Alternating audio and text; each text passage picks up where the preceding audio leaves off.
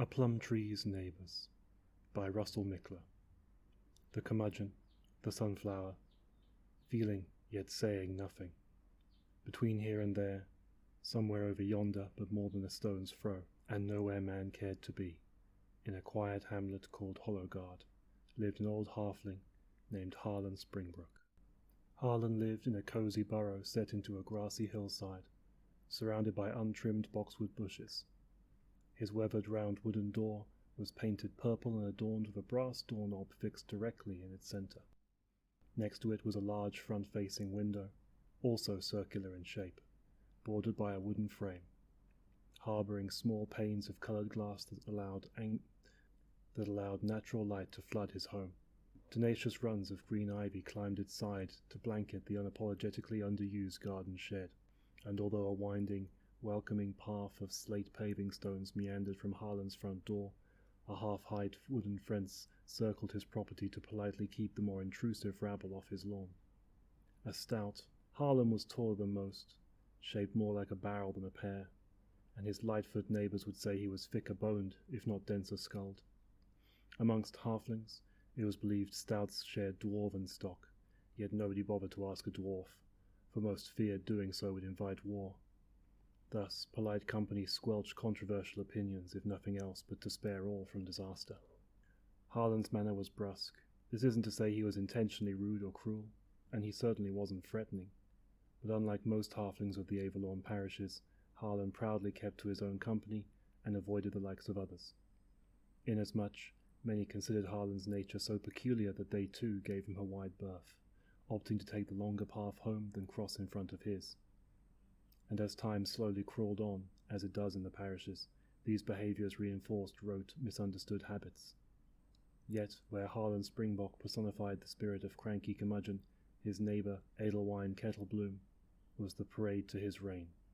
She was an aged Lightfoot, with hair of golden barley whose smile, most in Hollowguard agreed, was like love the first day you kissed it. Widowed, Edelwine spent her days tending gardens of tall yellow sunflowers that were as apt to follow her as much as they tracked the sun. At this time of year, Edelwine tended her gardens, aerating the soil, trimming and pruning her flowers, and would keep the memory of her husband by taking fresh cuttings to his grave to remind him of her. And there, smack dab between their adjacent properties, grew a plum tree. It was an old tree, Harlan's tree, and if it were to be compared to Edelwine's sunflowers, its crooked, knotted trunk said as much about Harlan as it needed to say. "Mr. Springbrook? Mr. Springbrook? Oh goodness!" Edelwine beamed, emerging from her sunflowers wearing a wide-brimmed straw hat. She waved at him cheerfully as he approached. "Sir, your tree's roots are invading my flower beds." Grunted Harlan, squinting at the clusters of ripe fruit, as he reached overhead to pluck a juicy violet plum from the stem, and to then sample it with a bite. Harlan circled his tree to inspect Edelwine's garden on the opposing side of his fence. Chewing the fruit, he grimaced and cocked his eyebrow at her, signalling he'd be right back. "Thank you," she said gratefully, and carried on her business of pruning. Harlan went to his tool shed to return with a spade full of fresh soil, and, bringing it over his fence, Harlan dumped the dirt onto her flower bed to cover the exposed roots. "Mr. Springbok," Edelwine gasped, shocked. Harlan chortled, taking another slurpy chunk out of his plum. Looking at it, he nodded and said, "Tart, another few days."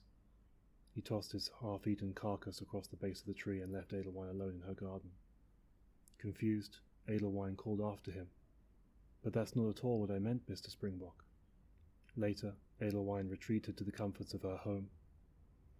They'd never really met, given Harlan's reclusiveness, and although her deceased husband may have carried on well with him, she'd never been properly introduced. Perhaps, she thought, the plum tree's rambling roots presented a unique opportunity. That evening, carrying a freshly made warm loaf of barley bread, Edelwine exited her home to wander up the road, passed through Harlan's gate, walked the unkempt path of paving stones, and rapped intrusively on the large window. "Mr. Springbok? Harlan? Hello?" Edelwine called, squinting into his window while holding up her wicker bread basket. Seeing him rise from his supper table, she went to the door to join him. When Harlan begrudgingly opened his front door, his fingertips were stained with yellow paint. Mr. Springbok, Edelwine smiled, holding out the basket. The bread was wrapped in a handmade tea towel. Good evening. As it seems we've never taken the time, I brought you a token of thanks, Harlan grunted, quickly accepting her basket and closing his front door. Empty-handed and dispirited, Edelwine's face fell, and turning to leave, Harlan drew drapes across his window. Mumbling disquietly, she followed the slate footpath back to the gate. Inside, Harlan indeed thought Edelwine's bread smelled delicious, except he had quite an acute gluten sensitivity, and as the thought of simply throwing it away pained him, Harlan set the warm wicker basket on his table, folded his arms, and stared at it in grumpy consternation. The next day, outside in the hot midday sun, Edelwine was busily working on her sunflowers before she swiped at the air around her head. A swift knock came from Harlan's door. Mr. Harlan? She said sharply. Partially undressed, Harlan modestly kept the door between himself and Edelwine. I'm sorry, but your plums are attracting wasps. Harlan gave her a crotchety frown. Undeterred, she continued, I spend a lot of time in my garden, and I'm afraid the wasps will swarm when I come near the tree. It's that time of year. They're attracted to the sweetness of the plums, Harlan grumbled. Harlan, she insisted, literally putting her foot down. Nodding, Harlan withdrew and growled, I'll take care of it. Thank you, Edelwine called after him, as he shut his door once again in her face. Later, Harlan exited his home to hang a wasp trap from the limb of his plum tree. It was a wood block a foot long and 6 inches wide, with a 1-inch diameter hole drilled through its center. An eye hook was screwed into the top of the block from which to hang it from a wire. A mixture of honey, vinegar, fruit juice, and bacon grease was poured a third of the way into it. Attracted to the juice and the grease, the honey and vinegar would cause a wasp to sink and would conceivably trap the insects. Thank you so much, Harlan. Edelwine waved from her tiny forest of sunflowers. I feel much better now. Harlan grunted before returning to his home. Finally, feeling as if they had bridged the more tumultuous waters of neighborly communication, Edelwine finished her afternoon work unbothered by the wasps, and wandered back indoors for a refreshing tea. Hours later, as the afternoon gave way to dusk, she returned to water her flowers to find the trap and half of its supportive tree branch crawling with wriggling and writhing wasps. Gasping, Edelwine dropped her water pail and rushed back inside to stave away the night. Meanwhile, in the early morning, an hour before dawn, a raucous clamor kept Harlan from slumber. Stumbling through his home, he wandered past his easel to see a banditry of madly twittering, black-caped chickadees feasting on the wasps. Their chatter was absurdly nerve-wracking, and putting his hands up to his ears, he returned to bed. Hours later, in mid-morning, Edelwine exited her home to greet her precious sunflowers and shrieked in abject horror. Insistent, heavy pounding erupted against Harlan's door. Groggy and weary-eyed, an exhausted Harlan greeted Edelwine on his doorstep. Mr. Springbok, she breathed, pointing to the plum tree. Its limbs were inundated by the mass of chittering chickadees, who'd shat all over her sunflowers, creating a ring halfway around the tree of thick, copious grey and white splatter. Shaking his head and grumbling, Harlan turned around to fetch an extraordinarily large and exceedingly old, grumpy-looking cat. He set the bewildered cat at Edelwine's feet and swiftly shut the door. Mr. Springbok, she breathed, and infuriated she stomped away, taking the slate-covered walking path to the road. All the while the cat, glaring despondently at the plum tree, kneaded the foot mat, nestled into a comfortable loaf, narrowed her eyes, and trilled. Early that afternoon the fat cat had turned on its side to lazily watch the bevy of black-capped chickadees fester on the plum tree's branches. They scattered just as Harlan, exiting his home, marched purposefully out to the tree to place a wooden Cooper's Hawk decoy up in the branches, all in an effort to spook the creatures and deter their loitering. Wandering around back, he went to his well and retrieved a bucket of water. An hour later, Edelwine was taken aback, finding Harlan amongst her sunflowers with a bucket of water and a paintbrush, patiently wiping away the droppings from each and every one of her petals. Why, that's so kindly, she thought, smiling and pushing back her hair behind her ear, and leaning into her doorframe. She wanted to express her appreciation, so she went inside to prepare for him a refreshing respite, and as Edelwine approached with a wood tray carrying a glass pitcher of cold water and a bowl of plump raspberries, Harlan wearily yawned, fatigued by his disrupted sleep schedule, and inhaled a passing wasp. Mr. Springbok, Edelwine cried, kneeling to set her tray down. Gagging, Harlan was stung in the mouth and dropped his water bucket and paintbrush. She ran up to him and placed a comforting, caring hand on his shoulder. "Vinegar," he gasped, grasping at his throat, for he knew applying vinegar to the sting might reduce the swelling and neutralize the venom. "Vinegar," Edelwine repeated, and she ran into her home to find a bottle of the only vinegar she had. Bringing it to Harlan, he uncorked it and took a fast swig, only to realize, all too late, that it was malt vinegar. Wide eyes, Harlan's face turned beet red and he passed out, his body slumping between the sunflowers in the yard. Harlan awoke later in his own bedroom and rested atop his bed. The swelling had yet to subside, but he breathed normally, and he was thankful to still be counted among the living.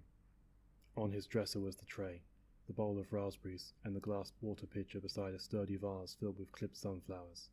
Alarmed, afraid, Harlan bolted upright and forced himself to his feet, bracing himself against the walls and door frames as he went.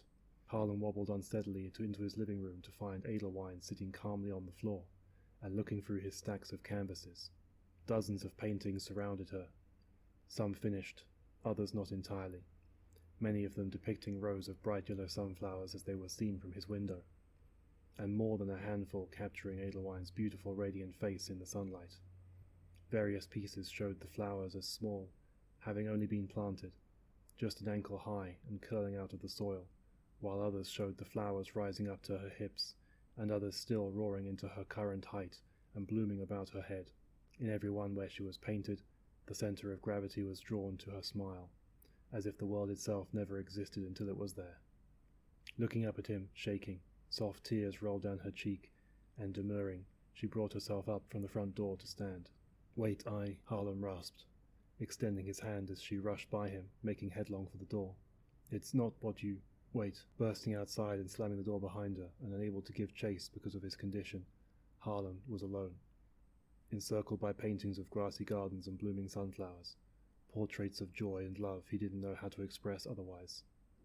A day later, when the morning had transitioned into the afternoon, a warm breeze wafted across Hollowguard's cozy halfling burrows, and Harlan left his home to pull a clump of plump, juicy plums from his tree. The wasps and chickadees were gone, but Harlan noted sadly that the sunflower garden next door was strangely absent of its minder. Biting his lip, Harlan looked to the ground and, glancing only once at her door, returned indoors. Later, Harlan Springbok, dressed in an unfashionable jacket replete with jaunty purple pocket square, a white collarless shirt, clean trousers, and carrying Edelwine's wicker breadbasket, left his home. He walked down the stone path, opened the gate to his fence, and took to the road. Turning sharply to wade through the sea of waving sunflower gardens, Harlan approached Edelwine's door and rapped precisely 3 times. He waited patiently there, rocking back and forth on his heels, and taking in heavy breaths. He patted his chest with the side of his fist, feeling his old heart thumping wildly. Hesitantly, Edelwine cracked open the door to find Harlan presenting her wicker basket in both hands, and within the basket, cradled in her own tea towel, were 2 purple and golden pastries. "They're, muffins," he explained, his old eyes wincing. "Plum muffins, made from the sunflower seeds. It's the only bread stuff I can eat." "What do you want?" she asked, tipping her chin defiantly up at him, and keeping the door squarely between them. Harlan looked shamefully at his feet and said, "As it seems we've never, taken the time, I've come to ask you for tea." Edelwine stared deeply into his soul. "Why?" Stammering, Harlan lowered the basket and smoothed his jacket against his body, and glanced intermittently into her eyes. "There's never a good time. Nothing that can be said, I think. And when we lose someone so close and so dear to us, and as the years have passed, I've seen you from my window, looking after your garden." "They're for him, Harlan," she interjected, sniffing, and rubbing a tear away from her eye. "I miss him every day." Nodding, Harlan meshed his lips together and said, "Yes, of course, I know. It's just, well, those paintings you saw in my house, they're for you, aye." Opening the door just a little wider, Edelwine watched Harlan intensely. Rolling his eyes, Harlan straightened his back, held the basket up higher, and said, "Well, I miss you." Watching Harlan from behind her door, Edelwine traced the handsome creases along his old face and smiled. Harlan, barely capable of glancing at her, whispered, I always miss you. Glancing at him, Aylwine rasped. Tea? Tea, he confirmed, and she slowly opened her door and stepped aside to invite him in. And as the folks of Hollowgard tell this story, it was on that day, that one perfect day where the summer breeze rolled across Aylwine's garden of sunflowers, that old Harlan's life had changed forever, having finally found the words he needed to say, if only by swallowing a wasp.